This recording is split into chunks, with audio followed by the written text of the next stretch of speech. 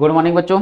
हम लोग polity subject देख रहे हैं बच्चों, और पॉलिटी में हम लोग 2 क्लास देख चुके हैं और हम लोग का चैप्टर जो है वो यूनियन एग्जीक्यूटिव संघीय कार्यपालिका, ये चैप्टर हम लोग का चल रहा है। और उस चैप्टर में हम लोग 4 जो है ऑफिसर्स जो हैं, ठीक है, उनको पढ़ रहे हैं। और उसमें हम लोग सबसे पहला जो है पदाधिकारी जो है ऑफिसर्स जो है वो कौन है? राष्ट्रपति। तो राष्ट्रपति के बारे में हम लोग देख रहे हैं। चूंकि राष्ट्रपति से बच्चों पॉइंट्स ज़्यादा हैं, इसलिए राष्ट्रपति के क्लास में हम लोग के समय थोड़ा ज़्यादा लग रहा है, ठीक है। तो हालांकि राष्ट्रपति हम लोग पढ़ा जाएगा, तो यहाँ पे राष्ट्रपति से संबंधित लगभग सभी चीज़ों को देख लिया जाएगा। और बस एक सेक्टर बाकी रहेगा, वो क्या होगा? इमरजेंसी प्रोविजन, आपातकाल। आपातकाल में राष्ट्रपति की भूमिका क्या है, वहां पे हम उसको बच्चों अलग से आप लोग को आपातकाल का चैप्टर डलवाएंगे, ठीक है, नाम डलवाएंगे, वहां पे जो है कि मैं आपको पढ़ाऊंगा, ठीक है। तो राष्ट्रपति उससे उसके बाद उसको अगर छोड़ दें तो बाकी की जितनी चीजें हैं राष्ट्रपति से रिलेटेड जो इंपॉर्टेंट है आपके एग्जाम के लिए, ठीक है, तो मैं उसको इसी राष्ट्रपति के चैप्टर में कवर करूंगा, ठीक है, कवर करूंगा। अब एक बात ध्यान रखना बच्चों, यूनियन एग्जीक्यूटिव संघीय कार्यपालिका में मैंने बताया था कि संघ की जो कार्यपालिका है, संघीय कार्यपालिका, इसका भाग और अनुच्छेद, ठीक ना, भाग और अनुच्छेद, ये मैंने आपको बताया था कि पार्ट क्या है। तो पार्ट है बच्चों 5, और आर्टिकल कहां से कहां तक है?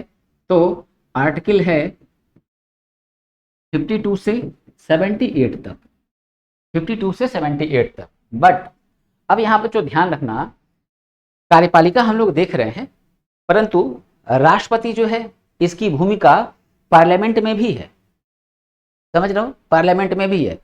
इसको यानी कि इसको कानूनी शक्ति भी प्राप्त है कुछ, ठीक है, जिसको हम कहते हैं अर्धविधायी, ठीक है, और इसको कुछ न्यायिक शक्ति भी प्राप्त है। तो इस वजह से होगा क्या कि हम 78 से भी थोड़ा आगे जाएंगे, ठीक ना, 78 से भी आगे जाएंगे।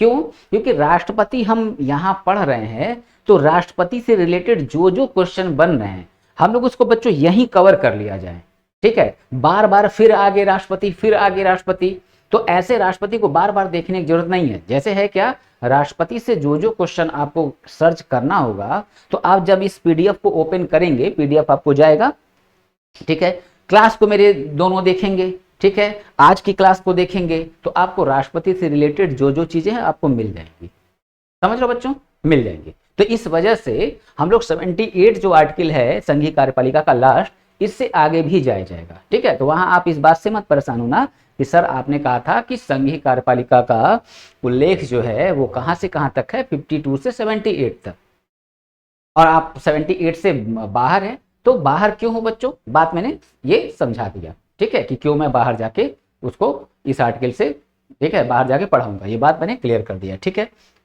तो हम लोग अब राष्ट्रपति की भूमिका और किन किन क्षेत्रों में क्या क्या एग्जामिनर और हमसे क्वेश्चन पूछता है, ठीक है, अब हम इसको देखते हैं।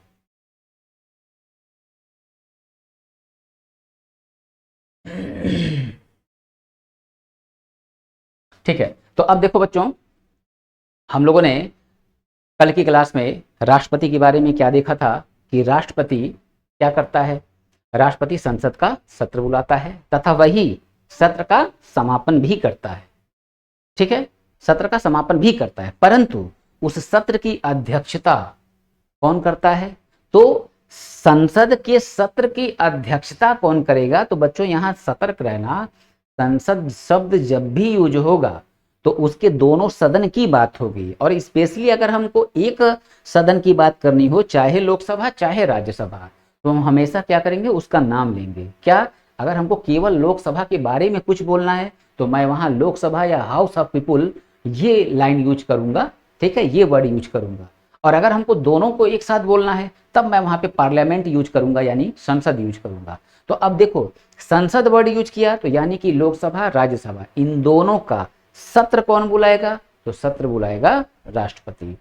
अब इन दोनों में जो भी काम होने हैं काम हो गए, तो अब इस सत्र का समापन कौन करेगा, यानी सत्रावसान कौन करेगा? तो राष्ट्रपति करेगा। परंतु इसकी अध्यक्षता, ठीक है, अध्यक्षता कौन करेगा? तो लोकसभा का जो सदन है उसके जो सदस्य हैं उन लोगों को संबोधित संचालित कौन करेगा? लोकसभा का अध्यक्ष। और जो राज्यसभा के सदस्य हैं, ठीक है, उनको संबोधित संचालित कौन करेगा? तो राज्यसभा का सभापति। बात क्लियर? ठीक। अब हम इससे बच्चों बढ़ते हैं थोड़ा सा आगे, ठीक है, थोड़ा सा आगे। अब आगे बढ़े हम, तो अब देखो राष्ट्रपति, राष्ट्रपति क्या करता है? राष्ट्रपति लोकसभा में, लोकसभा में दो एंग्लो इंडियन, ठीक है, दो एंग्लो इंडियन की नियुक्ति, दो एंग्लो इंडियन की क्या करता है? ये नियुक्ति करता है, ठीक है। तो अब ये राष्ट्रपति दो एंग्लो इंडियन की नियुक्ति करेगा, किस आर्टिकल के तहत करेगा? तो यहां बच्चों देख लेना, आर्टिकल 331, ठीक है। और ये आर्टिकल आप लोग को याद रखना है, समझ रहे हो? आप लोग को आर्टिकल याद रखना है, 331 आर्टिकल हो गया, ठीक। अब हम आगे देखें, राष्ट्रपति ही, ठीक है, अब क्वेश्चन पूछेगा कि राज्यसभा में 12 सदस्यों को मनोनीत कौन करता है? तो अब देख लो, राज्यसभा जो है, राज्यसभा में 12 सदस्य, 12 सदस्य इनको मनोनीत करेगा, ठीक ना, मनोनीत कौन करेगा? राज्यसभा में 12 सदस्य को मनोनीत तो राष्ट्रपति करेगा, राष्ट्रपति, ठीक है, यानी प्रेसिडेंट करेगा, ठीक। अच्छा, इसका आर्टिकल क्या होगा? तो इसका आर्टिकल बच्चों होगा अनुच्छेद 80, ठीक है, आर्टिकल 80, ठीक है। तो ये आपको ध्यान में रखना है। अब बच्चों, अब बच्चों ये एकदम क्लियर रखना शब्दों को, क्या शब्दों को, जैसे यहां वर्ड यूज है बच्चों नियुक्ति, ठीक ना, अपॉइंट, ठीक है। तो अपॉइंट करेगा राष्ट्रपति लोकसभा में किसको? दो एंग्लो इंडियन को, और दो एंग्लो इंडियन को जिसको हम हिंदी में बोलते हैं आंग्ल भारतीय, ठीक है, क्या बोलते हैं? आंग्ल भारतीय। तो दो आंग्ल भारतीयों को क्या करेगा? नियुक्त करेगा, समझ रहे हो, राष्ट्रपति। तो अब देखो, अब अगर एक क्वेश्चन दे दे, ठीक है, अब यहां देखना बच्चों ध्यान से, एक क्वेश्चन मैं तुम लोग को अगर दे दूं, ठीक है, एक क्वेश्चन दे दूं, चलो अभी इस पे वापस आएंगे। और मैं क्वेश्चन बच्चों इसलिए कराता रहता हूं बोर्ड पे ही कि आपको यहां से ये बात समझ में आनी चाहिए कि हमने जो टॉपिक पढ़ा है, जो हेडिंग पढ़ा है, उससे क्या प्रश्न बन सकते हैं, और प्रश्न अगर बनेगा तो कैसे सॉल्व करना है। क्या एग्जामिनर ने क्वेश्चन को फंसा रखा है या उलझाने का प्रयास कर रहा है वो बच्चों को? तो बच्चों वो जितना भी उलझाने का प्रयास करेगा कोई समस्या नहीं है, हम उलझेंगे नहीं, ठीक है। देखते हैं, तो अब क्वेश्चन क्या है कि राष्ट्रपति यानी प्रेसिडेंट, तो राष्ट्रपति के संबंध में असत्य कथन, यानी कि जो गलत इसमें ऑप्शन जो होगा उसको आपको बताना है। असत्य कथन को छांटिए, असत्य कथन को छांटिए, ठीक है। अब ये बच्चों देखो क्वेश्चन है, अब यहां दिया मैंने तुम लोग को ऑप्शन ए, बी, सी और डी। यहां लिखा राष्ट्रपति, राष्ट्रपति बनने के लिए जो आयु होगी, आयु 35 वर्ष, ठीक है। राष्ट्रपति की आयु, रुक जाओ लाइन पूरा लिख देते हैं, राष्ट्रपति निर्वाचित,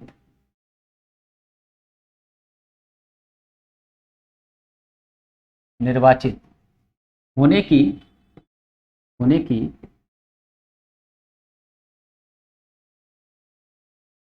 कम से कम, कम से कम आयु क्या है?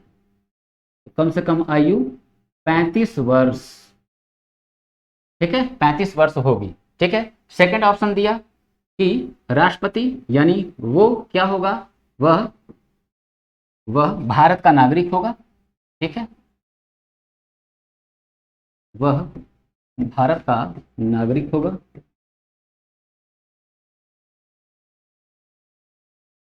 थर्ड क्वेश्चन कि वह यानी राष्ट्रपति वह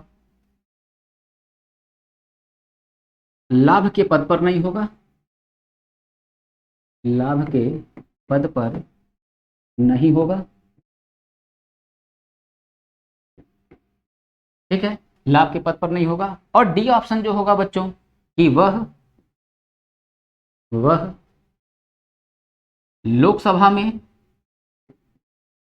में 12 सदस्यों को 12 सदस्यों को मनोनीत करेगा। ठीक है बच्चों, ये ऑप्शन होगा। ठीक, और क्वेश्चन क्या है, राष्ट्रपति के संबंध में असत्य कथन को छाटिए। ठीक, तो अब देखो राष्ट्रपति निर्वाचित होने के लिए कम से कम आयु कितनी चाहिए, 35 वर्ष। कथन ये क्या है, सही है। कथन ये क्या है, करेक्ट है। भारत का नागरिक होगा राष्ट्रपति, करेक्ट है। वह लाभ के पद पर नहीं होगा, करेक्ट है। तो यानी कि अब 3 अगर ये सही हो गया तो गलत फिर यहां हो गया। तो अब गलती क्या होगी, अब गलती बच्चों ये है, अब देखो बच्चों कॉन्स्टिट्यूशन हमारा लिखित होने का एग्जामिनर हमेशा फायदा उठाता है। ठीक है, तो अब देखो राष्ट्रपति 12 सदस्यों को मनोनीत करता है। शब्द मैंने कहा था कि मनोनीत और नियुक्त दोनों को ध्यान रखना। तो अब ध्यान भी अगर रख रहे हो तो तुमको लग रहा है कि यार ये तो सही है मनोनीत, परंतु गलत कहाँ है, गलत यहाँ है बेटा, लोकसभा। ठीक है, तो क्या हमको ध्यान देना है, वह राज्यसभा में 12 सदस्यों को क्या करेगा, मनोनीत करेगा।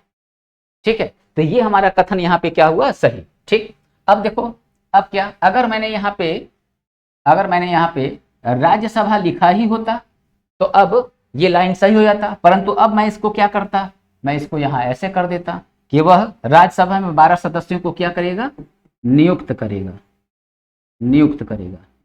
ठीक है, बात समझे, इस तरह से क्वेश्चन पूछेगा। तो अब नियुक्त नहीं होता है, ठीक है, क्या होता है, मनोनीत होता है। तो नियुक्त शब्द यूज हुआ है, इसलिए ये वाला ऑप्शन गलत है। समझ रहे हो। तो जब जेई बनने जा रहे हो बच्चों, तो ये ध्यान रखो, डिप्लोमा पास करके आप लोग आए हो, बात ठीक है, परंतु जेई जो है वहां आपसे उम्मीदें नॉन टेक में भी काफी ज्यादा हैं एग्जामिनर को। समझ रहे हो, एग्जामिनर को जो है उम्मीदें ज्यादा हैं। आप अगर जेई की तैयारी कर रहे हैं तो इस टाइप के प्रश्न आपसे बनेंगे। ठीक है, और इसको चेक करने के लिए आप प्रीवियस ईयर के क्वेश्चन पेपर को देख सकते हैं। समझ रहे ना, मैं ये बार बार बोला हूँ कि मैं जो क्लास ले रहा हूँ आप प्रीवियस ईयर का क्वेश्चन पेपर चेक करो और उसके बाद फिर मुझसे बात करो कि हाँ सर ये सेक्टर जो है मैंने देखा एग्जाम में और आप उसको कवर कर रहे हैं, या कहीं दिक्कत है तो वो भी मुझे बता दो। ठीक, तो ये बात हो गई। ठीक, अच्छा आते हैं वापस। ठीक है, तो राज्यसभा में क्या करेगा, 12 सदस्यों को मनोनीत करेगा। कौन करेगा, राष्ट्रपति। किस अनुच्छेद के तहत, अनुच्छेद 80 के तहत। ठीक है, तो ये इतनी बात बच्चों हो गई। अब हम देखेंगे आगे राष्ट्रपति जो है इसका वेतन क्या है, इसकी सैलरी क्या है। ठीक है, चलो हेडिंग होगा, अब इसका कोई आर्टिकल नहीं है बच्चों। ठीक है, सैलरी ऑफ प्रेसिडेंट। ठीक है, सैलरी ऑफ प्रेसिडेंट, राष्ट्रपति का वेतन, सैलरी ऑफ प्रेसिडेंट। ठीक, तो अब राष्ट्रपति का वेतन, तो वेतन क्या है राष्ट्रपति का, इसको बच्चों ध्यान से समझना। राष्ट्रपति का वेतन वर्तमान समय में, ठीक है, वर्तमान समय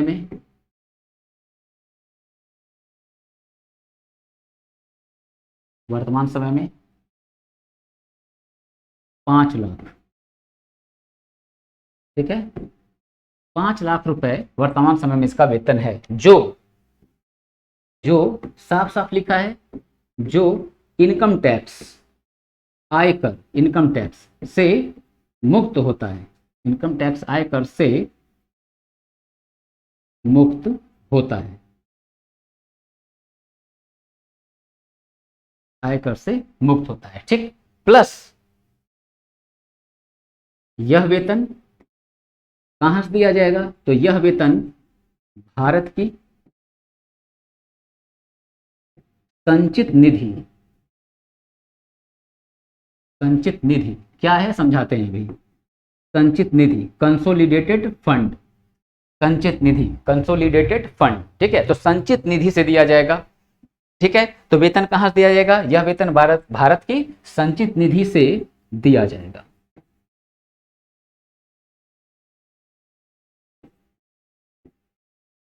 ठीक है, संचित निधि से दिया जाएगा। अब थोड़ा यहां बच्चों समझने की जरूरत है क्या, कि एक बात तो क्लियर है कि राष्ट्रपति का वेतन वर्तमान समय में कितना है? 5 लाख रुपए।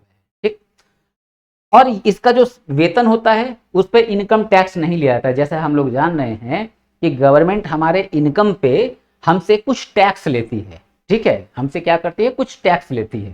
ठीक, तो राष्ट्रपति 5 लाख रुपए मंथली अर्न कर रहा है, तो राष्ट्रपति 5 लाख रुपए मंथली अर्न कर रहा है, परंतु राष्ट्रपति की जो सैलरी है इसमें कहीं से कोई कटौती नहीं की जा सकती है।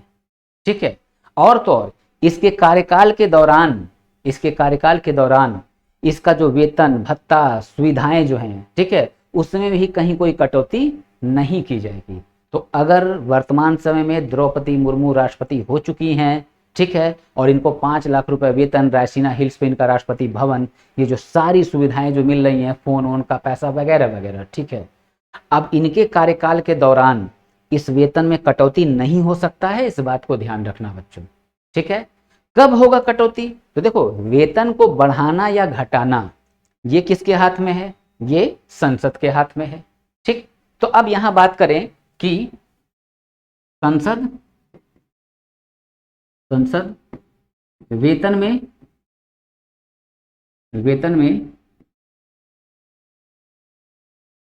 वृद्धि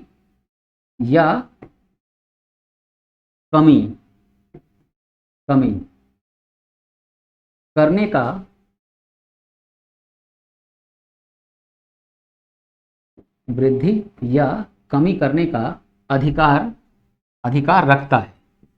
समझ रहे हो? रखता है। ठीक, रखता है, परंतु क्या? तो परंतु कोई व्यक्ति अगर राष्ट्रपति बन चुका है तो फिर उसके कार्यकाल के दौरान उसकी वेतन, उसकी सुविधाओं में कमी नहीं की जा सकती है। तो फिर क्या होगा? जब नेक्स्ट जो है राष्ट्रपति आएगा, ठीक है, जब नेक्स्ट राष्ट्रपति आना होगा, उसका इलेक्शन होना होगा, तो उसके पहले क्या करेगा ये पार्लियामेंट?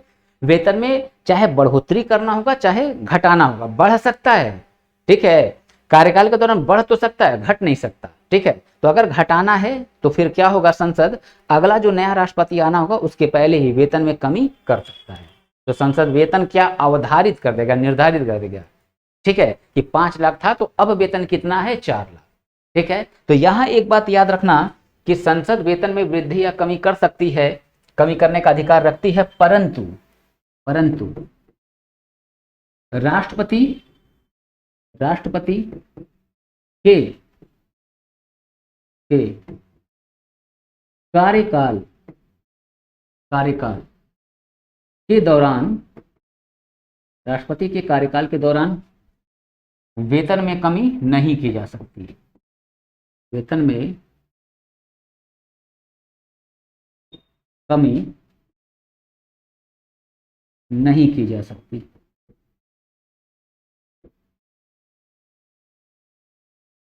ठीक है बच्चों, तो ये तुम्हारा राष्ट्रपति का वेतन जो हेडिंग है, इससे तुम्हारे क्वेश्चन इतने बने। ठीक है, और क्वेश्चन बने तो अब क्या बात ध्यान दोगे कि राष्ट्रपति का वेतन वर्तमान समय में कितना है? तो वर्तमान समय में 5 लाख रुपए है।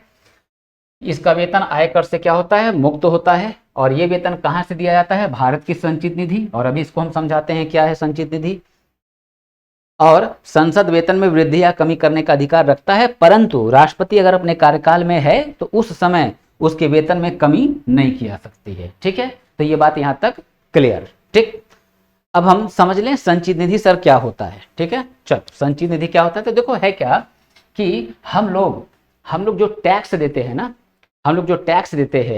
ठीक, तो ये टैक्स का पैसा जाता कहाँ है? ये टैक्स का पैसा बच्चों जाता है संचित निधि में। तो संचित निधि है कहाँ? तो जो आरबीआई है ना बच्चों, रिजर्व बैंक ऑफ इंडिया, तो ये सारा टैक्स का पैसा कहाँ जाके जमा हो जाता है? आरबीआई में। समझ रहे हो? आरबीआई में। अब टैक्स में जो केंद्र सरकार का पैसा है और जो राज्य सरकार का पैसा है, ठीक है, केंद्र सरकार का पैसा, राज्य सरकार का पैसा, ये दोनों के जो धन है, ठीक है, जो पैसे हैं वो दोनों के कहां जाते हैं? आरबीआई में। ठीक है, कहां जाएगा? आरबीआई में। बात समझ में आई? आरबीआई में। तो जो पैसा राज्य का है, जो पैसा आरबीआई के पास रखा हुआ है और राज्य का है, तो उस पैसे को हम क्या बोलेंगे? राज्य की संचित निधि।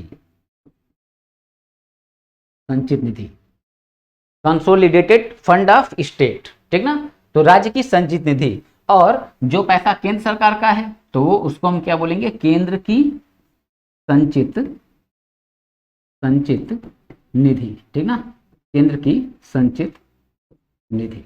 तो वेतन राष्ट्रपति को कहां से दिलाया जाएगा? केंद्र की संचित निधि से। ये बात क्लियर? ठीक बच्चों, चलो अब हम इससे आगे बढ़ते हैं और वेरी वेरी इंपॉर्टेंट आर्टिकल उसमें आते हैं। और वो आर्टिकल क्या होगा? आर्टिकल होगा बच्चों 61, ठीक है। क्या हेडिंग होगा? इम्पीचमेंट ऑफ प्रेसिडेंट, राष्ट्रपति पर महाभियोग।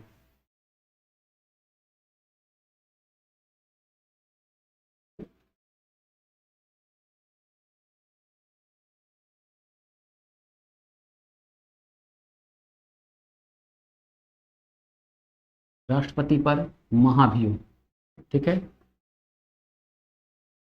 और आर्टिकल क्या होगा? तो आर्टिकल होगा बच्चों 61। वेरी वेरी इंपॉर्टेंट, खूब पूछता है बच्चों ये आर्टिकल कि किस आर्टिकल में राष्ट्रपति पे महाभियोग की जो प्रक्रिया है वो लागू करने का उल्लेख है, ठीक है। तो हमारा आंसर क्या है?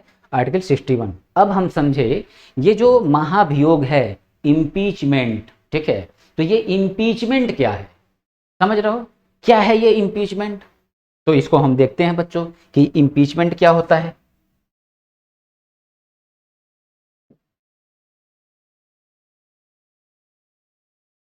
ठीक है, इम्पीचमेंट क्या है? देखो, इम्पीचमेंट है क्या? राष्ट्रपति को हटाने का एक प्रक्रिया है, एक प्रोसेस है, ठीक ना। महाभियोग क्या है?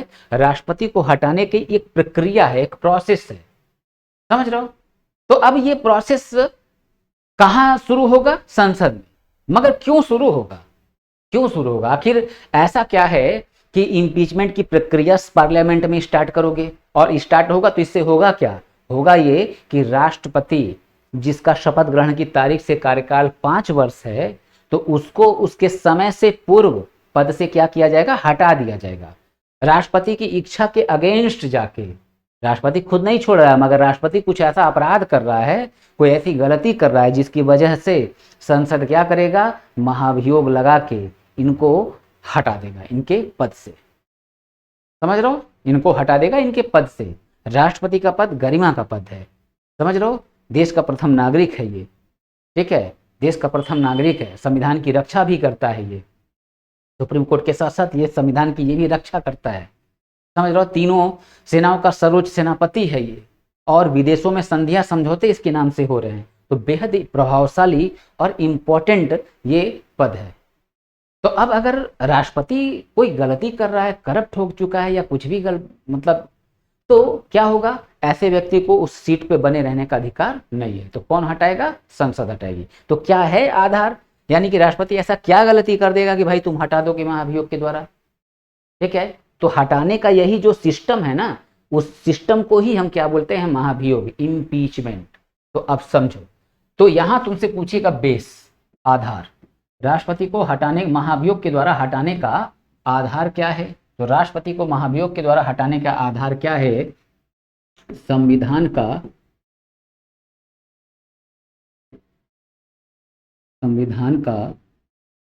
उल्लंघन। संविधान का उल्लंघन। अब फिर मैटर फंसेगा, सर संविधान का उल्लंघन क्या होता है?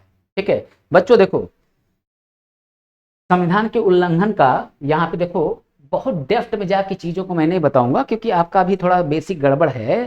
तो बस संविधान का उल्लंघन मतलब ये समझो कि हर वो कार्य जिससे राष्ट्रपति के पद की गरिमा को चोट पहुंचे, यानी कि एक ऐसा पद जो उस पद की गरिमा को गिरा रहा है, समझ रहे हो। तो अब पद की गरिमा कैसे गिर रही है? तो कुछ ना कुछ गलत कार्य कर रहा है। गलत कार्य क्या हो सकते हैं? घूस ले सकता है, तीनों सेनाओं का सर्वोच्च सेनापति है, सुप्रीम कमांडर है, तो कोई सूचना जो है वो किसको दे सकता है? वो चीन या पाकिस्तान को मान लो दे दिया, ठीक है। या फिर किसी की नौकरी लगवाया, ठीक है, गलत तरीके से, या फिर यौन शोषण किया राष्ट्रपति ने, ठीक है, तो ये सारी गलतियां जो हैं ये क्या होंगी, यही होगा संविधान का उल्लंघन, वायलेशन ऑफ कॉन्स्टिट्यूशन, ठीक ना। तो यही क्या होगा, संविधान का उल्लंघन, वायलेशन ऑफ कॉन्स्टिट्यूशन, ठीक है। तो अब देखो संविधान का उल्लंघन जो है, अब ये हो गया आधार। तो अब एग्जामिनर देखो तुमसे क्वेश्चन क्या पूछने जा रहा है, क्वेश्चन पूछने आ रहा है कि राष्ट्रपति को महाभियोग की प्रक्रिया के द्वारा, ठीक है, प्रोसेस ऑफ इम्पीचमेंट, महाभियोग की प्रक्रिया के द्वारा हटाया जाता है, ये बात संविधान के किस अनुच्छेद में लिखा है। तो आधा आसान सा बच्चों आंसर है, अनुच्छेद 61 में लिखा है, ठीक। राष्ट्रपति को किस अपराध के लिए या किस गलती के लिए हटाया जाएगा, यानी कि राष्ट्रपति को हटाने का आधार क्या है, तो वायलेशन ऑफ कॉन्स्टिट्यूशन, यानी कि संविधान का उल्लंघन। तो क्या अब हट गया, नहीं। अब देखो क्या प्रोसेस है, अब जो संसद है, ठीक ना, जो संसद है, तो ये क्या होगा, संसद अब राष्ट्रपति को महाभियोग के द्वारा हटाना है तो इसकी लेनी पड़ेगी संसद से अनुमति, ठीक ना, संसद से अनुमति, यानी कि होगा क्या, रेशियो पूछ लेगा कि संसद के कितने सदस्य ऐसा कह दें कि हाँ राष्ट्रपति को महाभियोग का सामना संसद में करना चाहिए, यानी कि महाभियोग के द्वारा राष्ट्रपति को हटाने की कार्रवाई संसद में शुरू करनी चाहिए। तो क्वेश्चन पूछेगा कि संसद की कुल सदस्य संख्या का कितना बटा भाग अगर कह दे कि राष्ट्रपति को हटाने की कार्रवाई संसद में शुरू की जाए, तब कार्रवाई शुरू होगी। तो अब क्वेश्चन का यहां ऑप्शन ले लो, 1/4 देगा, 2/3 देगा, 1/10 देगा, ठीक है, और 1/6, ठीक है। तो अब ये तुम लोग के ऑप्शन हो गए ABCD। अब देखो यहाँ बेहद सतर्क रहना बच्चों, जाके किताब वगैरह खोलोगे तो तुम लोग को गलती की संभावना रहेगी। अब यहाँ मैं जब क्लियर कर दूंगा तो तुमको किताब जब ओपन करोगे तो खुद चीजें एकदम समझ में आ जाएंगी, हाँ यार एकदम क्रिस्टल क्लियर है। तो क्या है, देखो कार्रवाई शुरू करने के लिए, ठीक है, बहुमत कितना चाहिए संसद का, तो बहुमत चाहिए बच्चों 1/4। अब 1/4 बहुमत मिल गया तो फिर क्या होगा, राष्ट्रपति को दी जाएगी सूचना, ठीक है। तो 14 दिन पूर्व सूचना, तो राष्ट्रपति को 14 दिन पूर्व सूचना दी जाएगी किस बात की, कि आपको हटाने की कार्रवाई संसद में शुरू की जा रही है। तो जब भी शुरू किया जाएगा उसके जस्ट 14 दिन पहले राष्ट्रपति को क्या करना है, बता देना है कि आपको हटाने की कार्रवाई संसद में शुरू होने जा रही है। 1/4 सदस्यों ने अनुमति दे दिया है, आप आइए संसद में, नहीं आ सकते हैं तो कोई अपना प्रतिनिधि भेजिए जो आपके बचाव में बात बोल सके। तो क्या होगा, राष्ट्रपति चाहे तो खुद उपस्थित हो और राष्ट्रपति चाहे तो अपने किसी प्रतिनिधि को भेज देगा जो राष्ट्रपति के फेवर में बात करेगा कि हाँ राष्ट्रपति ने गलती नहीं की है, ठीक। तो अब क्या होगा राष्ट्रपति को 14 दिन पूर्व सूचना दे दी गई, तो फिर क्या होगा, अब आगे, अब सूचना दे दी गई है, अब संसद में क्या होता है ना, संसद में बच्चों होता है वोटिंग, ठीक है, कि राष्ट्रपति को हटाना है। तो अब फिर क्वेश्चन पूछेगा कि संसद के, ठीक है, कितने सदस्यों के बहुमत द्वारा, ठीक है। अभी इसमें बच्चों बहुत सारी कंडीशन है, बहुमत में कंडीशन है, उस कंडीशन को अभी नहीं तुम लोग को जानना है। मैंने क्या बोला बच्चों, 10 साल का जो अनुभव है इस अनुभव का फायदा लो, कब कहाँ क्या जानना है मैं आपको बताऊंगा। कमेंट बॉक्स में हो सकता हो बहुत बच्चे कुछ यहाँ पूछ लें कि सर बहुमत में अभी कंडीशन है, क्या कंडीशन है मत जानो, ठीक है। जब ये पूरा मैं समझा लूंगा फिर जब अगले दिन की क्लास में आऊंगा तब मैं तुम लोग को बताऊंगा कि देखो इसमें एक कंडीशन और भी थी, मगर वो कंडीशन उस लेवल पे क्वेश्चन को तुमसे पूछेगा ही नहीं, मगर मैं फिर भी समझा दूंगा, समझ रहे हो। तो ये मुझ पे छोड़ दो कि कब किस समय आप लोग को क्या बताना है। तो अब क्या, कितना बहुमत मिल गया, तो राष्ट्रपति को क्या है, अपना पद छोड़ना होगा। संसद सदस्यों का निम्नलिखित में कितना बहुमत मिल जाए तो राष्ट्रपति को अपना पद छोड़ देना होगा। तो अब बच्चों यहां देखो आंसर क्या है, अब यहां आंसर है 2/3, समझ रहे हो, 2/3 बहुमत। तो 2/3 मेजॉरिटी से अगर राष्ट्रपति को हटाने का ये महाभियोग का जो प्रस्ताव है अगर ये पास हो गया तो राष्ट्रपति उसी दिन क्या करेगा, अपना पद छोड़ देगा। और जब अपना पद छोड़ देगा तब क्या होगा, पद खाली रहेगा, नहीं, राष्ट्रपति की कुर्सी कभी खाली नहीं रहेगी। तो क्या होगा, उपराष्ट्रपति बन जाएगा राष्ट्रपति, और वो वेतन भत्ता वगैरह सब कुछ वही पाएगा जो वेतन भत्ता पाता है राष्ट्रपति। ठीक है, और मैंने कल की क्लास में ये भी बताया कि राष्ट्रपति और संयोग से अगर उपराष्ट्रपति भी ना हो तो क्या होगा, तो सर्वोच्च न्यायालय का मुख्य न्यायाधीश वो भी नहीं होगा, तो सर्वोच्च न्यायालय का उसमें जो सबसे वरिष्ठ न्यायाधीश होगा वो बन जाएगा राष्ट्रपति। तो क्या ऐसा कभी हुआ है कि मुख्य न्याय राष्ट्रपति और उपराष्ट्रपति नहीं है तो मुख्य न्यायाधीश राष्ट्रपति बना है? बिल्कुल हुआ है बच्चों। ठीक है, बिल्कुल हुआ। जाकिर हुसैन की मृत्यु हुई और बीबी गिरी ने चुनाव लड़ने के लिए अपना क्या किया, त्यागपत्र दे दिया था। ठीक है, त्यागपत्र दे दिया, तो एक साथ राष्ट्रपति उपराष्ट्रपति दोनों की कुर्सी खाली हो गई। तो ऐसी स्थिति में मोहम्मद हिदायतुल्लाह उन्होंने क्या किया, उन्होंने राष्ट्रपति के पद को क्या किया, एडॉप्ट किया। समझ रहे हो, तो राष्ट्रपति का दायित्व नहीं गया। तो अब यहाँ इंपॉर्टेंट फैक्ट मैं एक हेडिंग डलवाऊंगा आगे, जब राष्ट्रपति खत्म होगा तो यहाँ क्वेश्चन बन जाता है। क्या पूछता है, क्वेश्चन पूछता है कि कौन से ऐसे न्यायाधीश थे जिन्होंने राष्ट्रपति का पद भी धारण किया था या राष्ट्रपति बने थे, तो मोहम्मद हिदायतुल्लाह। ठीक है, क्या ऐसा अनेकों बार हुआ है या ऐसा अब तक कितनी बार हुआ है कि कोई मुख्य न्यायाधीश बना हो क्या, राष्ट्रपति? तो बच्चों इसका आंसर क्या है, केवल एक बार। ठीक है, तो हम जब हेडिंग डलवाएंगे सम इंपॉर्टेंट फैक्ट, ठीक है, तो वहां पे मैं आपको ये सारी बातें बताऊंगा। ठीक है, तो अब यहाँ तुमसे एग्जाम में बच्चों क्वेश्चन क्या पूछेगा, पहला क्वेश्चन कि राष्ट्रपति पर महाभियोग की प्रक्रिया का उल्लेख किस आर्टिकल में है? तो बच्चों आर्टिकल क्या है, 61। ठीक, दूसरी बात, राष्ट्रपति को किस आधार पर हटाया जाएगा? तो आंसर क्या है बच्चों, संविधान का उल्लंघन। ठीक है, अच्छा, राष्ट्रपति को हटाने की, ठीक है, राष्ट्रपति को हटाने की नहीं, राष्ट्रपति पे महाभियोग की कार्रवाई करने के लिए संसद सदस्यों का जो कुल सदस्य संख्या उसका कितना बहुमत चाहिए? तो बहुमत कितना चाहिए बच्चों, 1/4। ठीक है, और अगली बात कि राष्ट्रपति को हटाने की कार्रवाई संसद में शुरू करनी है तो इस बात की सूचना उसे कितने दिन पूर्व देना होगा? तो 14 दिन पूर्व देना होगा। ठीक है, फिर आगे हम देखें तो संसद से कितने बहुमत से पास हो गया तो राष्ट्रपति अपना पद छोड़ देगा। तो संसद से बहुमत कितना चाहिए? तो बच्चों संसद से बहुमत चाहिए 2/3। ठीक ना, 2/3 बहुमत मिला तो राष्ट्रपति अपना पद छोड़ देगा। ठीक, थोड़ा सा अगर तुम लोग लेवल और हाई करूं मैं तो फिर एक क्वेश्चन ये भी पूछा जाता है कि महाभियोग का ये जो प्रस्ताव है, लोकसभा राज्यसभा दो हैं सदन, तो सर्वप्रथम कहां लाया जाएगा? तो बच्चों याद रखना कोई बाउंडेशन नहीं है, मन करे तो आप पहले राज्यसभा में ही लेते आइए, मगर पास जो है दोनों से कराना है।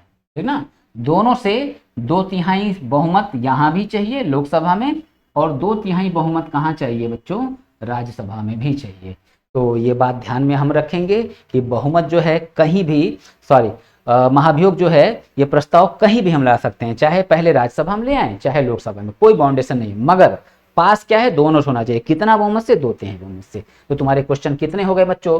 पहला क्वेश्चन आर्टिकल 61 संविधान को उल्लंघन, 2 संसद से 1/4 सदस्य जो है अनुमति देंगे संसद के, 3 क्वेश्चन 14 दिन की पूर्व सूचना, ठीक है 4 क्वेश्चन, और फिर 2/3 बहुमत 5 क्वेश्चन, और छठवें क्वेश्चन की बात कर लें तो किस सदन में लाया जा सकता है? तो आंसर क्या है, किसी भी सदन में, ऑप्शन देगा। ठीक है, कि महाभियोग का प्रस्ताव सर्वप्रथम किस सदन में लाया जाएगा, तो नीचे ऑप्शन मिलेगा आप लोग को कि किसी भी सदन में। तो ये करीब करीब बच्चों 6 से 7 क्वेश्चन हमारे इस हेडिंग से बन गए। बात क्लियर? ठीक, हम बढ़ते हैं अब आगे। ठीक है, चल अब हम लोग नेक्स्ट देखेंगे बच्चों राष्ट्रपति का अध्यादेश का power, ordinance power of president, article 123। ठीक है,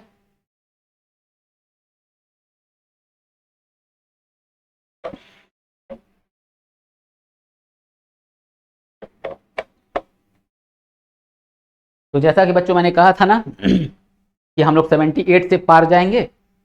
ठीक है, तो वो स्थिति यहां पे आ रही है अब। ठीक है, चलो तो अब देखो ऑर्डिनेंस पावर ऑफ प्रेसिडेंट, ठीक है, यानी कि राष्ट्रपति के अध्यादेश, राष्ट्रपति के अध्यादेश की शक्ति। ठीक है, अध्यादेश की शक्ति, ऑर्डिनेंस पावर ऑफ प्रेसिडेंट, ठीक है। तो अध्यादेश को हम क्या बोलते हैं, इंग्लिश में बोलते हैं बच्चों ऑर्डिनेंस, ठीक है। तो ये जो ऑर्डिनेंस है अब ये है क्या, ठीक है।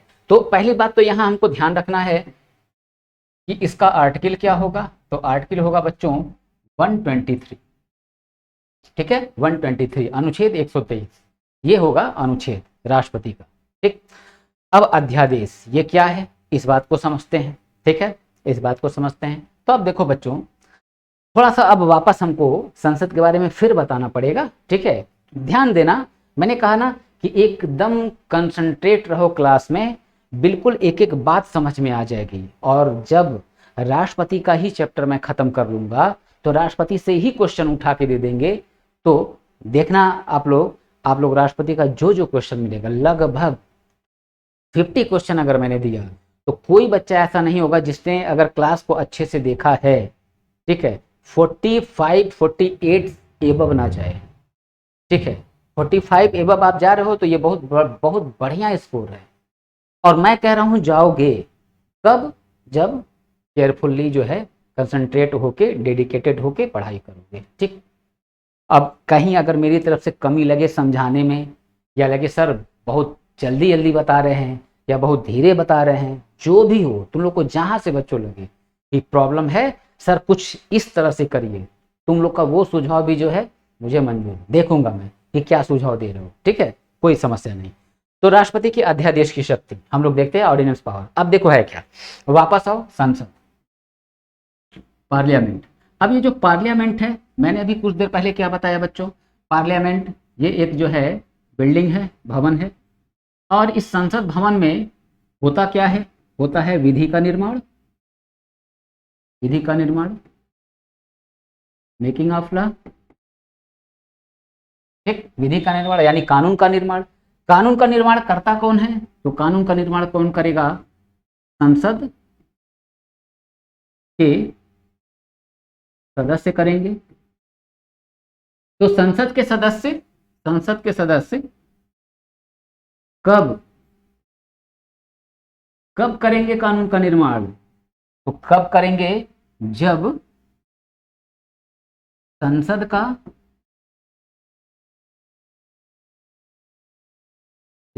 का सत्र चल रहा हो,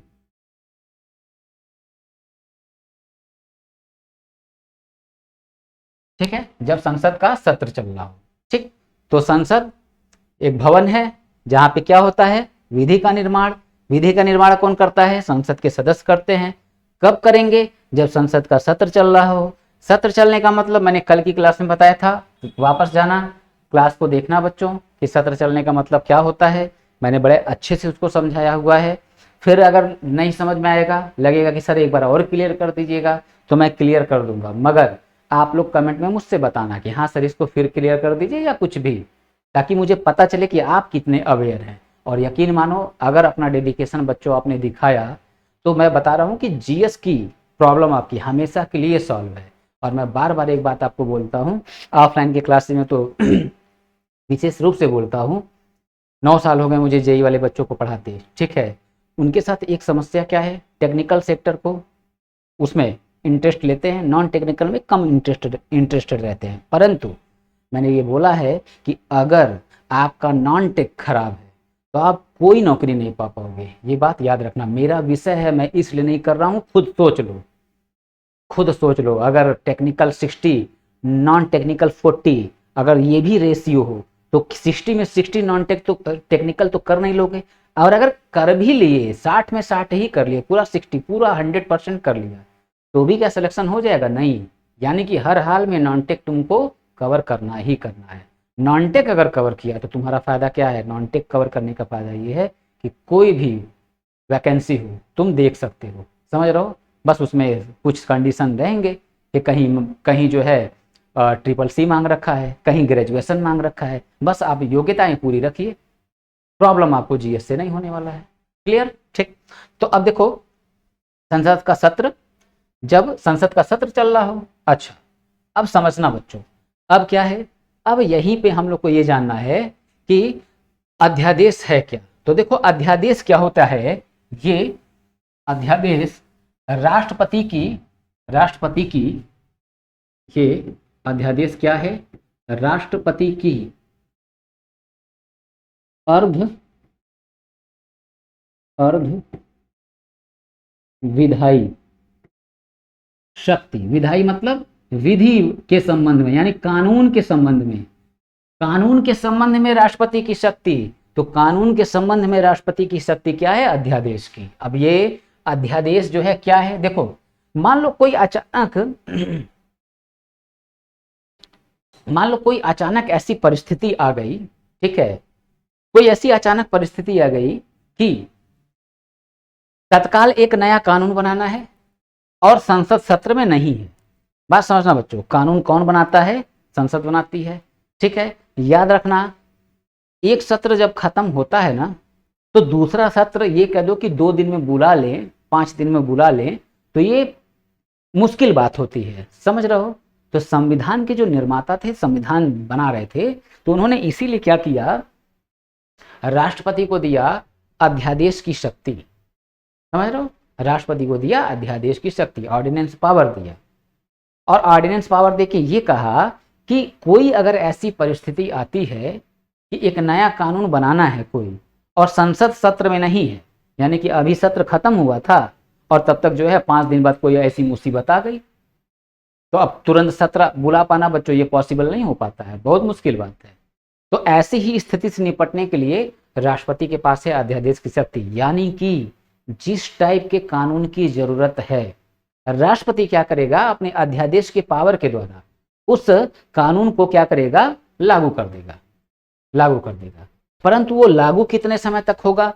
वो बच्चों, वो लागू होगा 6 माह तक के लिए, ठीक है। यानी कि अगर हम पूछें कि राष्ट्रपति का ये जो अध्यादेश है, ठीक है, इसका अधिकतम प्रभाव, ठीक ना, अधिक से अधिक, मैक्सिमम इसका प्रभाव कब तक रहेगा?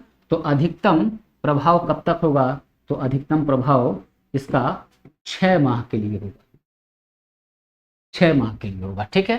तो अधिकतम प्रभाव 6 माह, ठीक। अच्छा, राष्ट्रपति, अब देखो यहाँ क्वेश्चन वाइज अब चीजों को देखते हैं कि राष्ट्र, अब कोई अचानक मुसीबत आ गई है, ठीक है, कोई बहुत बड़ी समस्या आ गई है और नया कानून बनाना है, तो राष्ट्रपति क्या करेगा? राष्ट्रपति जिस टाइप के कानून की जरूरत है उसी कानून को अपने अध्यादेश की शक्ति के जरिए लागू कर देगा, ठीक है। तो जब लागू करेगा तो इसका प्रभाव कितने समय तक होगा? 6 माह। परंतु इससे पहले एक बात जानो कि आखिर क्या परिस्थिति होगी जब राष्ट्रपति अध्यादेश जारी करेगा? तो तुम लोग से पूछेगा किस परिस्थिति में अध्यादेश जारी करेगा। तो ऑप्शन दिया रहेगा 4, तो उसमें एक ऑप्शन जो मिलेगा वो सबसे पहले याद रखना, ठीक है, उसी को सबसे पहले देखना है कि जब संसद का सत्र ना चल रहा हो,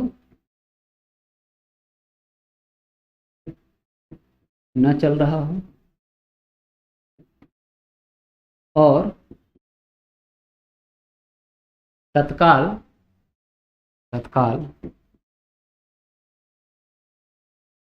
एक नया कानून बनाना आवश्यक।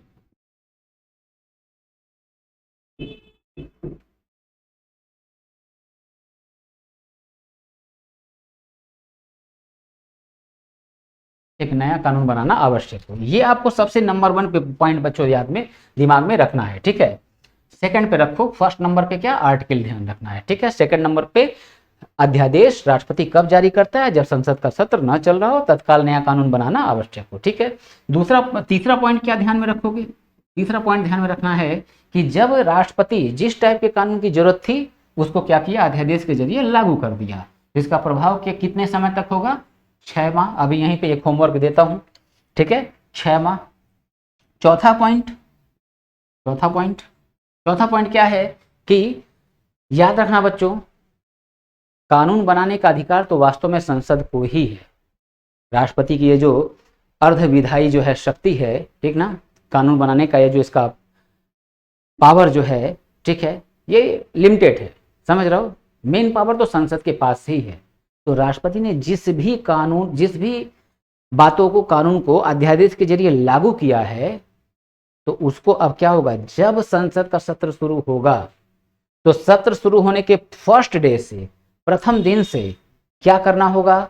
उस अध्यादेश को संसद से लेना होगा मंजूरी। ठीक है, संसद से लेना होगा मंजूरी। ठीक, तो अगर जो है संसद से मंजूरी मिल गई तब वो क्या होगा, आगे हमेशा के लिए जारी हो जाएगा। और अगर संसद सदस्यों ने कहा कि नहीं ये चीज तो गलत किया था राष्ट्रपति ने, ठीक है, ये चीज नहीं होना चाहिए था, तो फिर क्या होगा, ऐसे समझ लो। ठीक है, ऐसे समझ लो। ठीक, अब देखो, जैसे कि मान लो अध्यादेश के जरिए इसने क्या किया, ठीक है, 1 2 3 4 5 6 छह चीजें लागू, छह कानून जो है, छह टाइप के कानून लागू किया। तो जब संसद का सत्र शुरू होगा, तो सत्र मान लो शुरू हुआ कब, सत्र शुरू हुआ 12 जुलाई को। ठीक है, सत्र 12 जुलाई को शुरू हुआ। तो 12 जुलाई को अगर सत्र शुरू हुआ है तो 12 जुलाई से काउंट किया जाएगा एक टाइमिंग, कि उतने समय के अंदर ये जो छह चीजें आपने लागू की है, छह कानून जो लागू किए हैं, संसद के सदस्य उसको क्या करें, मंजूरी प्रदान कर दें।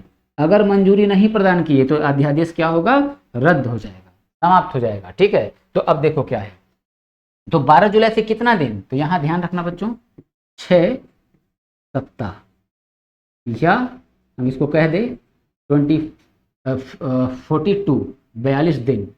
ठीक है, 42 डेज। ठीक है, तो 42 दिन, तो 6 सप्ताह या 42 दिन के अंदर 12 जुलाई से जोड़ लो, सत्र कब शुरू हुआ, 12 जुलाई को। ठीक है, सत्र स्टार्ट 12 जुलाई। अब 12 जुलाई से जोड़ा जाएगा कितना, 6 सप्ताह, इसके अंदर ही 12 जुलाई को अगर सत्र आया, ठीक है, शुरू हुआ, तो तुम 3 दिन के 5 दिन के अंदर भी अगर मंजूरी ले लिए तो भी कोई दिक्कत है, परंतु 42 दिन पार नहीं होना चाहिए। अगर पार हो गया तो ऑटोमेटिक ये अध्यादेश जो है ना, ये क्या होगा, ये खत्म हो जाएगा।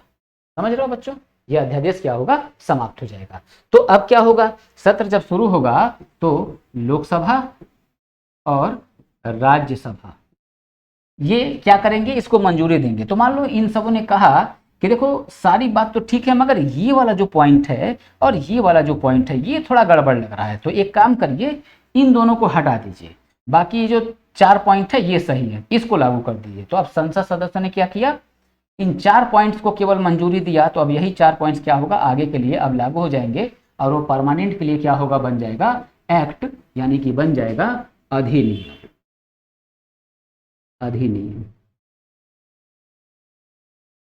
समझे बच्चों। तो अब तुमसे क्वेश्चन क्या पूछेगा, देखो पहली बात,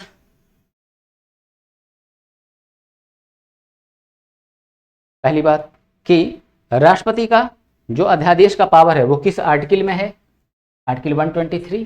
ठीक है, राष्ट्रपति का ये जो अध्यादेश का पावर है ये कैसा पावर है, कैसी शक्ति है, ये अर्धविधायी शक्ति है। ठीक है, ये थोड़ा सा बच्चों तुम लोग के लिए थोड़ा सा टफ पॉइंट होगा, अगर आप लोग इसको थोड़ा सा अभी के लिए याद तो रखना है, नो डाउट। अभी के लिए अगर लगता है कि थोड़ा सा ये फंसा रहा है, तो आप अगर इसको दिमाग में ना भी रखो तो अभी कोई बहुत नुकसान नहीं होने वाला है, मगर ये ध्यान रखना है कि राष्ट्रपति की ये क्या है, अर्धविधायी शक्ति है। दूसरी बात कि राष्ट्रपति कब जो है कि अध्यादेश जारी करता है, जब संसद का सत्र ना चल रहा हो और तत्काल एक नया कानून बनाना आवश्यक हो। ठीक है, 2 क्वेश्चन बना। जब राष्ट्रपति लागू करेगा अध्यादेश, इसका मैक्सिमम जो है इफेक्ट कब तक होगा, तो 6 माह। ठीक ना, 6 माह तक क्या होगा, इसका प्रभाव होगा। 3 पॉइंट्स बने। ठीक, चौथे पॉइंट्स को देखें हम, तो चौथे पॉइंट्स में क्या है कि जब राष्ट्रपति अध्यादेश जारी करता है तो संसद का सत्र शुरू होने के कितने समय के अंदर, ठीक ना, कितने समय के अंदर इसको संसद से मंजूरी मिल जानी चाहिए।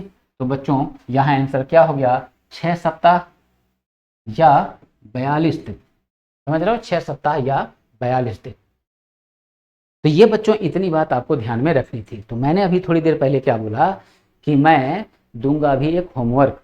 ठीक है, और जैसा कि मेरी आदत रही है, मैं अपने क्लास में हमेशा जो है बच्चों को कुछ ना कुछ होमवर्क दे ही देता हूँ। ठीक, अब सुनना, होमवर्क दे देता हूँ तो अब सुनना। देखो है क्या, यहाँ होमवर्क क्या है कि राष्ट्रपति का जो अध्यादेश है ये अधिक से अधिक कितने समय तक लागू होगा, 6 माह तक लागू होगा। ठीक, अब इस प्रश्न मेरा क्या है कि क्यों संविधान निर्माताओं ने इसकी टाइमिंग को 6 माह ही रखा, 6 मंथ ही क्यों रखा, और भी रख सकते थे, कम भी कर सकते थे, ज्यादा भी कर सकते थे, 6 मंथ ही क्यों रखा, इस बात का बच्चों जो है आप लोग मुझे आंसर देना कि क्यों जो है 6 मंथ रखा। कुछ भी कहीं किसी भी सोर्स से आपको अगर इसका आंसर मिलता है तो कमेंट बॉक्स में मुझे बताना, ठीक है। मैं उसको देखूंगा कि आंसर आप लोग का सही है या नहीं है।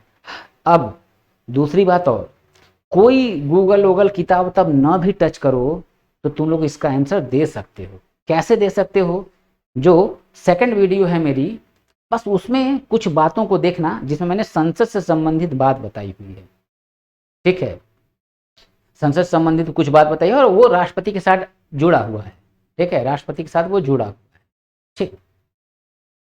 तो अब देखें दोनों को कनेक्ट कर पा रहे हो कि नहीं। और कंपटीशन में बच्चों हमेशा याद रखना, कनेक्टिविटी बड़ी जरूरी है, चीज़ों को लिंक करना आना चाहिए, समझ रहे हो ना, चीज़ों को लिंक करना आना चाहिए। अगर लिंक करना सीखे तो बहुत सारे प्रश्नों के आंसर आप ऑटोमेटिक निकाल लोगे। इट मीन्स पढ़ाई का कंपटीशन का रूल ये होता है ना कि आप 6 चीज़ें पढ़ो मगर उस 6 के कॉन्सेप्ट पे आप कम से कम 7 का आंसर निकाल लो, 8 का 10 का आंसर निकाल लो, समझ रहे हो। 6 तो वो आपका जो है वो तो है ही, अब उस 6 की बदौलत 3 का आंसर और तुम लिंक करके निकाल लो। ये होता है बच्चों कंपटीशन, समझ रहे ना, ये होता है कंपटीशन कि हम जो है 6 चीजें पढ़ के 5 चीजें पढ़ के 10 का आंसर लेके आए, तब मजा आता है। वरना फिर क्या है, बेहद ही कहते हैं ना कि हार्ड वर्क, तो केवल हार्ड हार्ड वर्क तो चाहिए बच्चों, ठीक है, परंतु केवल हार्ड वर्क से सफलता नहीं मिलती है, ठीक है। हमको हार्ड वर्क के साथ साथ स्मार्ट वर्क करना है, तो यही होता है स्मार्ट वर्क, ठीक है, कोरिलेट करना, ठीक। इसका हमको आंसर बताओगे, ठीक। नेक्स्ट हम लोग आते हैं अब अगला जो है हम लोग का हेडिंग होगा राष्ट्रपति का पार्डन पावर, ठीक ना, पार्डन पावर। पार्डन पावर मतलब राष्ट्रपति के क्षमा दान की शक्ति। तुम लोगों ने सुना होगा कि राष्ट्रपति किसी भी व्यक्ति के मृत्युदंड की सजा, ठीक है, जिसको हम कहते हैं फांसी की सजा, उसको क्या करता है, माफ कर देता है, समझ रहे हो। तो वही उसी को मैं जा रहा हूं समझाने, ठीक है।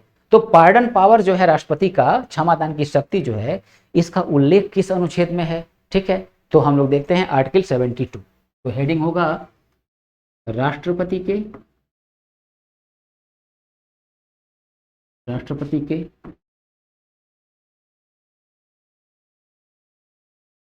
क्षमादान की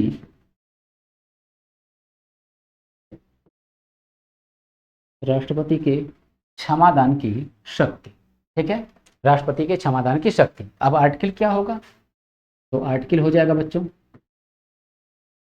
72, आर्टिकल 72 अनुच्छेद 72, ठीक है।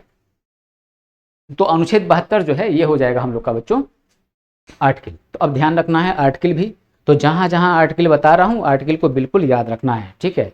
अब इस बात में मत पढ़ना कि सर 52 से स्टार्ट हुआ है संघीय कार्यपालिका, तो 52, 53, 54, 55, 56, 57, 58, 59, 60 सब 78 तक, 123 तक आए हैं तो पूरा 123 पहुंच गए, नहीं बच्चों, आर्टिकल सेलेक्टेड याद रखने हैं।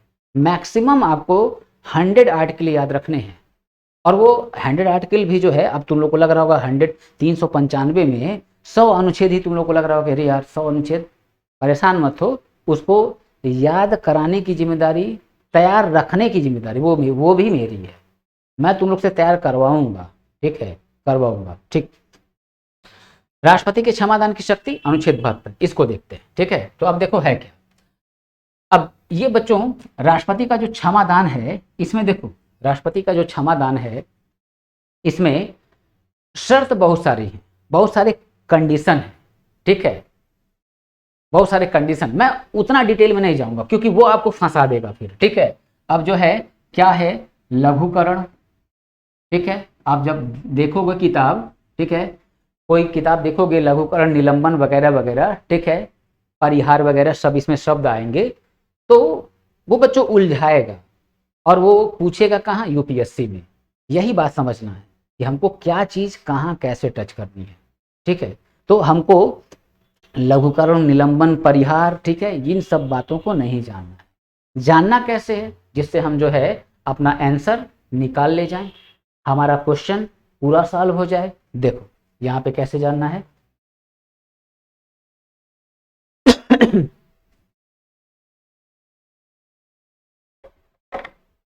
बस एक मिनट बच्चों,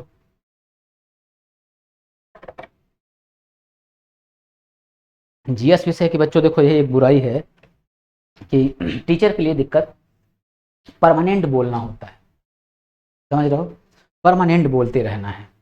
ठीक, तो अब देखो क्या है, राष्ट्रपति के क्षमादान की शक्ति। ठीक है, मैं तुलना करने जा रहा था, कंपेयर करके बताने जा रहा था राज्यपाल से, मगर मैं क्या करूंगा बच्चों यहाँ पे, चलो खैर कंपेयर करके ही बताते हैं फिर। ठीक है, चलो अभी कंपेयर करके बताते हैं। तो राष्ट्रपति और राज्यपाल, गवर्नर। ठीक है, तो राष्ट्रपति राज्यपाल। ठीक, अब देखो राष्ट्रपति जो है किसी भी व्यक्ति के सजा की, किसी भी व्यक्ति के सजा की अवधि जो है यानी कि समय, अवधि यानी कि समय, सजा का जो टाइमिंग है उसमें क्या कर सकता है, कमी कर सकता है, सजा की अवधि कम कर सकता है, कम कर सकता है, एक बात। दूसरी बात, जैसे अब सजा की अवधि कम करने का मतलब क्या है, मान लो किसी को मिला हुआ है 20 साल का कारावास, तो राष्ट्रपति चाहेगा तो इसको जो है 10 साल कर देगा, 15 साल कर देगा। ठीक, तो ये अवधि हो गया। अब दूसरा देखें, राष्ट्रपति सजा की प्रकृति में, सजा की प्रकृति में परिवर्तन, परिवर्तन कर सकता है। अब सजा की प्रकृति में परिवर्तन करने का मतलब क्या है, तो बच्चों देखा करो, न्यायाधीश जब सजा सुनाता है तो कहता है इनको 20 साल का सश्रम कारावास, 20 साल का सश्रम कारावास दिया जा रहा है। तो यानी कि जेल तो 20 साल का काटोगे ही साथ जो पत्थर उत्थर तोड़ना देखते हैं ना लोग फिल्मों में, वो भी श्रम भी करना होगा। तो अब मान लो किसी व्यक्ति की फिजिकल कंडीशन, किसी कैदी की फिजिकल कंडीशन अच्छी नहीं है, ठीक है, फिजिकल कंडीशन अच्छी नहीं है, तो होगा क्या, राष्ट्रपति चाहेगा तो उसके इस श्रम को क्या करेगा, श्रम को खत्म कर देगा। ठीक है, श्रम को क्या करेगा, ठीक है, श्रम को खत्म कर देगा, कहेगा कि 20 साल का जो कारावास है वो तुम काटो। ठीक है, श्रम खत्म। दूसरी बात,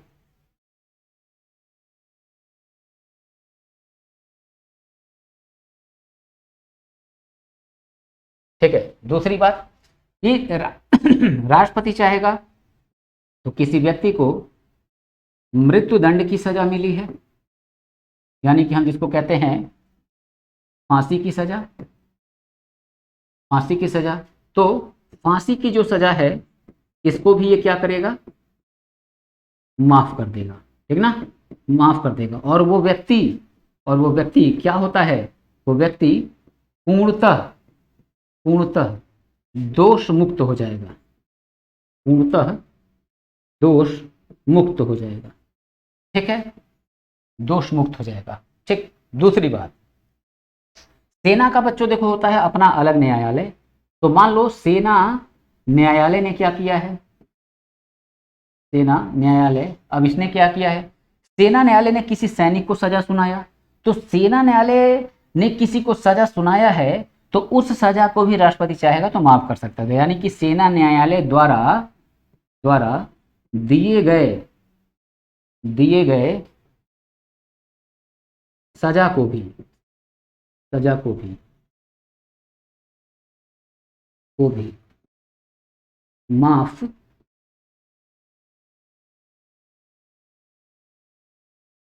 कर सकता है, कर सकता है, समझ रहे हो। तो अब ये हो गया। ठीक, अब देखो हम लोग कंपेयर कर लें किससे, राज्यपाल से, राज्यपाल से। तो अब देखो राज्यपाल और राष्ट्रपति, पहली बात यहां आर्टिकल यहां क्या बताया प्रेसिडेंट वाले में 72, तो गवर्नर वाला आर्टिकल क्या होगा, तो गवर्नर वाला जो बच्चों आर्टिकल होगा 161। ठीक है, अब देखो गवर्नर जो है, राज्यपाल जो है, ये भी सजा की अवधि क्या कर सकता है, कम कर सकता है। सजा की जो प्रकृति है परिवर्तन कर सकता है। क्या नहीं कर पाएगा, मृत्युदंड की सजा माफ नहीं कर सकता, और सेना न्यायालय ने कोई सजा दिया है ये उसको भी माफ नहीं कर सकता। तो यहाँ क्वेश्चन पूछ लेता है कि राष्ट्रपति और राज्यपाल के क्षमादान की शक्ति में क्या अंतर है। ठीक है, दो अंतर बताओगे कि मृत्युदंड की सजा माफ नहीं करेगा राज्यपाल, और सेना न्यायालय द्वारा दिए गए दंड को भी माफ नहीं करेगा। ठीक है बच्चों, तो ये इतना आपको पॉइंट्स ध्यान में रखना है। और आर्टिकल क्या हो गया 72, ठीक है, अनुच्छेद 72। ठीक, अब सुनना बच्चों, दिमाग में प्रश्न आएगा कि सर दोनों माफ कर रहे हैं, ऐसा क्यों? ठीक है, अब इसमें बच्चों मैटर है केंद्र सूची राज्य सूची से संबंधित मुद्दों का, समझ रहे हो, संबंधित मुद्दों का। और यहाँ अभी और बातें हैं। मृत्युदंड की सजा क्या है, माफ करेगा जब राष्ट्रपति, तो वो व्यक्ति पूर्णतः दोष मुक्त हो जाएगा। तो इसका मतलब क्या, राज्यपाल भी माफ करता है क्या मृत्युदंड की सजा? ठीक है, तो ये जान लो बच्चों, राज्यपाल भी मृत्युदंड की सजा माफ करता है। ठीक है, परंतु इसके माफ करने में और राष्ट्रपति के माफ करने में अंतर क्या है कि जब राज्यपाल माफ करेगा तो मौत की सजा माफ होगी, मगर वो व्यक्ति क्या है, पूर्णतः दोष मुक्त नहीं होगा। समझ रहे हो? तो वो अब ज़्यादा डिटेल हो जाएगा। तो हम लोग जो है अभी आपका बेसिक होने की वजह से पहले चीज़ों को मैं क्या है ना एकदम आसानी से लेके चल रहा हूँ। मैंने क्या बोला था, सरलता से कठिनता की तरफ बढ़ेंगे। ठीक है, जब ये इस लेवल पे, अभी इस लेवल पे जब आप लोग का तैयार हो जाएगा तो मैं फिर इसका, और तैयार होने के बाद टेस्ट भी लूँगा। टेस्ट में स्कोर अच्छा तुम लोग का गया, ठीक है, तो मुझे समझ में आएगा कि हाँ अब तुम लोग का लेवल जो है वो स्ट्रांग हो चुका है। तो फिर यहाँ की चीज़ों को मैं फिर एक बार, क्या है पूर्णतः दोष मुक्त होना, ठीक है, याकूब मेमन का केस क्या था, राष्ट्रपति ने माफ नहीं किया था मृत्युदंड की सजा, उसके बावजूद जो है याकूब मेमन का केस पहुंच गया किसके पास, राज्यपाल के पास। कैसे, जब राष्ट्रपति ने मना कर दिया तो फिर राज्यपाल के पास कैसे? ये सब क्या मैटर है, हम इस पे भी बच्चों चर्चा करेंगे। और तो और, ठीक है, निलंबन, परिहार, लघुकरण, ये सब क्या है उसकी भी हम अलग से चर्चा करेंगे। परंतु अभी बेसिक रूप में आप इतना ध्यान रखो, समझ रहे हो, इतना ध्यान रखो। ठीक है बच्चों, तो आज की क्लास को बच्चों हम लोग यहाँ पे रोकते हैं, और आपके जो भी फिर क्वेश्चन होंगे आप उन क्वेश्चन को कमेंट के माध्यम से मुझसे पूछ सकते हो। ठीक है, और जो मैं होमवर्क देता हूँ उस होमवर्क को भी आप लोग जरूर बताया करो, और क्लास को बिल्कुल कंसंट्रेट होके आप क्लास को देखो। ठीक है ना, कहीं से भी लापरवाही नहीं करनी है, पहले से ही हम लोग को एकदम पूरी तरह क्या रहना है, तैयार रहना है कि आए फिर जेई की वैकेंसी, आए यूपीपी की वैकेंसी, ठीक है, कोई आए छोड़ेंगे नहीं, समझ रहे हो। तो इस स्थिति में पहुंचना है, उसके लिए मैं मेहनत कर रहा हूं, आप भी करो। ठीक है, और कहीं से आप लोग को कोई दिक्कत हो बेझिझक बताओ, जितना मन करे उतना क्वेश्चन भी पूछो, पूरा छूट। ठीक है, तो आज की क्लास को बच्चों यहीं रोकते हैं।